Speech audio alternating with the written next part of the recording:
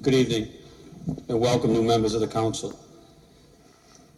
The budget expenditures have been released as of November 1st for the first fiscal quarter, and they indicate that the Warwick Fire Department has consumed 66% of its allocated overtime, putting it on track to exceed its overtime allocation by in excess of $1.3 million. As of the first quarter of the fiscal year, the department has consumed approximately $886,000 in overtime. How is this even remotely possible? More importantly, how has this been allowed to continue to happen year after year without this council and the Finance Committee doing an investigation and conducting an audit? When questioned about the sick time during the budget hearings, the chief, the mayor, and the finance director testified that the only sick time that was tracked that they could reconcile was for the non-uniform personnel of the department, and in fact, there was and there is no line item for uniform personnel sick time. The chief then testified that the excess overtime was the result of an excessive amount of personnel calling in sick. But upon a review of the documents taken through the public access, we find that virtually every firefighter received the maximum unused sick time bonus, and that no sick time whatsoever was accounted for during the 2015-2016 budget. The chief then further testified that substitution of firefighters takes place on a regular basis. When he was questioned on the matter, the chief went on record and testified that he could produce a log of every single instance when manpower was substituted.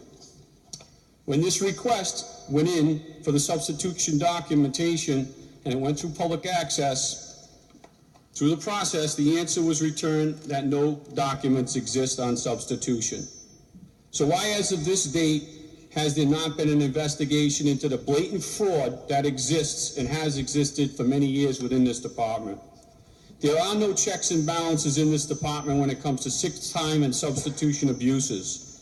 The documents received from the city clearly suggest, and there's lots of them, a complete lack of accountability, and that there is virtually no limit to the amount of sick time any member can take without being docked, and the documents clearly point to the fact that substitution of manpower is the prime method of absconding tax dollars in the form of overtime for unaccounted for sick time.